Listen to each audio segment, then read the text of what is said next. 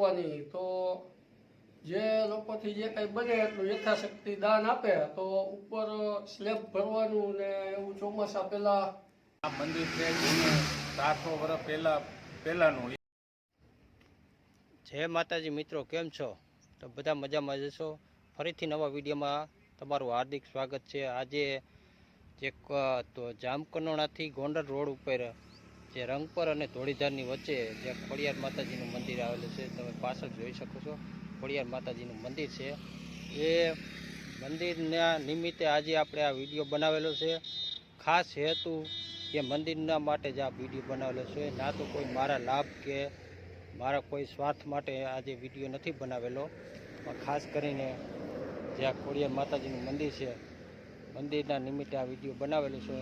કારણ કે આ ઘણા વર્ષોથી આ મંદિર જૂનું છે અને હાલમાં મંદિરની જર્જરિત હાલતમાં થઈ ગયેલું છે. તો ખાસ વિડીયોમાં છેલ્લે સુધી બન્યા રહેજો.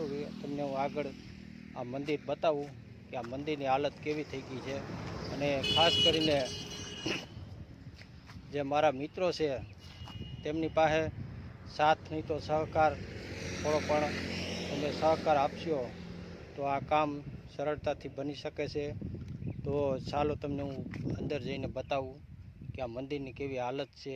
જ્યાં ખોડિયાર માતાજીનું મંદિર છે, આપણે તેની જે અંદરની જે હાલત છે એ તમને હું હમણાં બતાવું અંદર જઈને.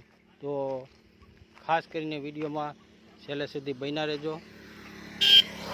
મિત્રો, આજે અત્યારે અહીંયા જે આ લોકો ઊભા છે, આ બધા આજુબાજુના ખેતરવાળા છે. રોજગાર અને રંગપરના બંને ગામના મિત્રો છે. અને ચાલો તમને અંદર આવો બતાવું કે આ મંદિરની હાલત કેટલી જર્જરિત થઈ ગઈ. ચાલો આવો.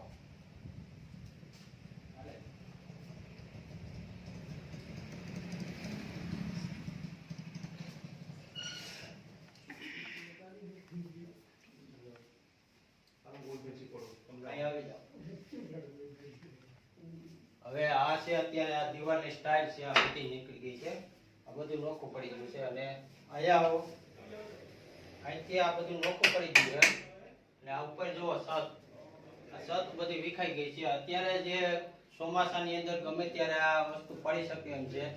તો ખાસ દરેક મિત્રોને આપણે કહેવાનું છે કે સાથ નહીં તો સહકાર, ફૂલ નહીં તો ફૂલની કાકડી, તમારું જે થોડુંક યોગદાન હશે તો આ મંદિર નવું બની શકે છે. તો જેટલું બને એટલું સાથ સહકાર આપજો. અને બાકી લોકો કામ કરે છે અહીંયા, આ એ લોકો છે બધે અત્યારે થોડું જે બને તેટલું કામ કરે છે. બાકી તો એક આઈતે તાલી પડવાની નથી. તમારા બધાના સાથ અને સહકાર હશે તો આ મંદિર બની શકે છે. અને આ બધું બતાવી દો ઉપર.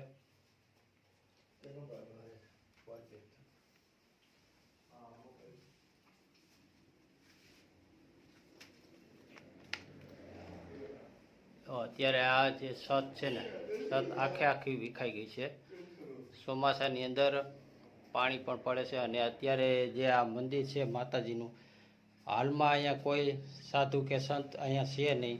અને એમ કહેવાય છે કે એકદમ નિરાધાર મંદિર કહેવાય છે. જેમ નાનું બાળક માતા પિતા વગરનું હોય તેવી હાલત થઈ ગઈ છે. અને જે આ લોકો છે આ બધા અહીંયા થોડો સાથ સહકાર આપે છે. શું કેવું હરેશભાઈ? મંદિર બહુ વર્ષો જૂનું છે, લગભગ 40-50 વર્ષ જેવું થઈ ગયું છે આ મંદિર બન્યું એને. એમાં એના બધા મોટા કહે છે. હવે મંદિરની હાલત બહુ ખરાબ થઈ ગઈ છે કે ઉપર છત હાવ જર્જરિત થઈ ગઈ છે, પડે એવી પોઝિશનમાં. અને અહીંયા કાંઈ સાધુ સંતો કોઈ છે નહીં. અને 2 ગામના સીમાડામાં આવેલું છે. તો જો કોઈને ઈચ્છા થતી હોય આમાં જીર્ણોદ્ધાર કરવાનો છે તો દાન આપવાની, તો જે લોકોથી જે કંઈ બને એટલું યથાશક્તિ દાન આપે તો ઉપર સ્લેબ ભરવાનું ને એવું ચોમાસા પહેલાં વિચાર કરી છીએ. અમે 8-10 જણાનું ગ્રુપ છે અમારું. અમે તો બધા થાય એટલી મહેનત કરી છીએ, પણ પૈસાનો થોડોક સહકાર આપે ને કોઈ તો આ બધું શક્ય બને એવું છે. કેમ કે અહીંયા કોઈ આવતું નથી એટલે આવક તો કાંઈ છે નહીં. તો કોઈ એવો દાતા હોય અને થોડો ઘણો સહકાર આપે તો એટલું શક્ય બને એમ, નહીંતર તો બધું પડીને ખંડેર થઈ જાય.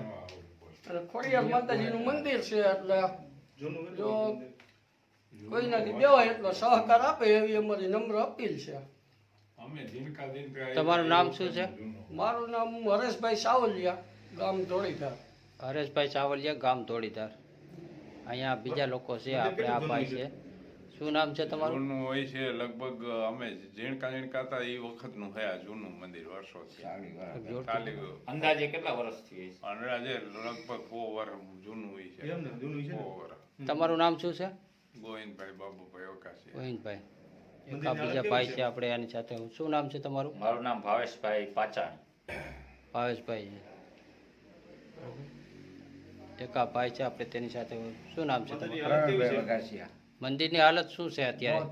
બહુ ખરાબ છે મંદિરની હાલત. અત્યારે મંદિર બનાવવાની જરૂરી છે એનું કારણ કે અહીંયા પાણી બહુ પડે અને નદીનું પાણી પણ આવે, એટલા માટે જો કોઈ દાતા મળી જાય તો સારું, માતાજીની દયા છે. દાતા મળી જાય અથવા તો રૂબરૂ કોઈ અહીંયા આવીને એને જોવે અને કદાચ એને પોતાને રૂબરૂ જો કોઈ માલ આપવો હોય કે કોઈ બનાવવું હોય તો પણ છૂટ છે, બરોબર? અને એક નંબર કોઈનો આપણે આ ડિસ્પ્લે ઉપર આપી દેશું, જેથી કરીને કોઈને જો સાથ સહકાર આપવો હોય, કોન્ટેક કરવો હોય તો એમાં એ નંબર ઉપર કરી શકે છે, બરોબર? ભલે કોઈને રોકડા પૈસા ન આપવા હોય, કોઈને એવી ઈચ્છા હોય સિમેન્ટ આપે, કોઈ બેલા આપે, રેતી, હા, કોઈ પણ એમ એવું નથી કે રોકડા પૈસા જ આપો. તમને એમ હોય કે રોકડા પૈસા આપી તો અહીંયા એવું થાય તો તમે અહીંયા માલ લઈને આપી દો અમને, કોઈ સિમેન્ટ આપી દો અથવા રેતી છે, બેલા, અમારો માલનો ઉપયોગ થાય. અમે બરોબર છે, માલનો ઉપયોગ આપણે જરૂરથી અહીંયા કરવામાં આવશે. બાકી તો તમે જો આ મંદિરની હાલત જોઈ શકો છો કે આ મંદિર અત્યારે એકદમ જર્જરિત હાલતમાં થઈ ગયું છે. આ જો આ લાદી છે, લાદીમાં અંદર હાથ હોય છે એટલો ગાળો છે અને સ્લેબ પણ એકદમ જર્જરિત થઈ ગયું છે. ત્યાં અહીંયા અત્યારે કોઈ સંભાળવાવાળું વ્યક્તિ નથી, કોઈ સાધુ સંત કે પૂજારી કોઈ નથી, બરોબર? આ બે ગામના વચ્ચે જે આ મંદિર આવેલું છે, આ મંદિરની આજુબાજુના ખેતરવાળા છે એ ક્યારેક ક્યારેક આ અહીંયા થોડોક સાથ અને સહકાર આપે છે. બાકી આ મંદિરમાં કોઈ સગવડતા નથી, કોઈ વસ્તુ નથી. પણ જે તમે આપશો સાથ અને સહકાર, ફૂલ નહીં તો ફૂલની પાખડી, એ તમારું લેખે છે. અને જો કદાચ તમે ન આપી શકો અને આ 5 જણાને વિડીયો શેર કરી શકો તો જેથી કરીને જેને આપવું છે એના સુધી પહોંચે તો પણ તમને દાન આપ્યું ગણાય છે, બરોબર ને હરેશભાઈ? હા, ભલે તમે ન આપી શકો એમ હોય તો વિડીયો બીજા લોકોને શેર કરો. તમારા થકી જો શેર કરેલો વિડીયો બીજા જોહે ને કોઈને એવું લાગે તો એ તમારું દાન બરાબર જ ગણાય. હા, દાન બરાબર જ છે. એક તો એક અહીંયા બાજુમાં છે આ રહેવા માટે તડકો છે, અત્યારે દેખાતું નથી, આ એકદમ પડી ગયું છે. બાકી એક અહીંયા બાજુમાં રૂમ છે, એ રૂમ તમને હમણાં હું બતાવું. ઓ યાર, અહીંયા લાઈટ કરજો જરાક.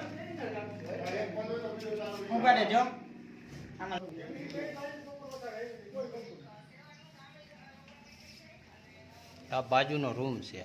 અત્યારે આમાં તો નથી વાંધો, પીઠડા નાખેલા હે. આમાં કોણ બાપુ પેલા રહેતા? બાપુ રહેવાનો છે. આ તો બરોબર મંદિર છે, એ મંદિરની હાલત જ ખરાબ થઈ ગઈ છે, એકદમ જર્જરિત. લાઇટની સગવડતા નથી ને અહીંયા? ના, લાઈટની સગવડતા તો છે, વાડીએથી આવે એટલે બહુ ન હોય ને પાવર. ચાલો. અમૃતભાઈ ઢોલરિયા 91 130 91 130 25 6 50. 91 130 25 6 50. હા, જો આ નંબર ઉપર કોઈ કોન્ટેક કરીને અને કામકાજ હોય તો કોન્ટેક કરજો, અથવા તો રૂબરૂ આ રોડ પરથી નીકળતા હોય તો એક બીજો નંબર આપી દઉં છું. એક આ ભાઈ હરેશભાઈ નંબર આપી દેજો. મારું નામ હરેશભાઈ, 97 256 52 370. ઓકે, આ નંબર ઉપર કોન્ટેક્ટ કરજો. ઓકે.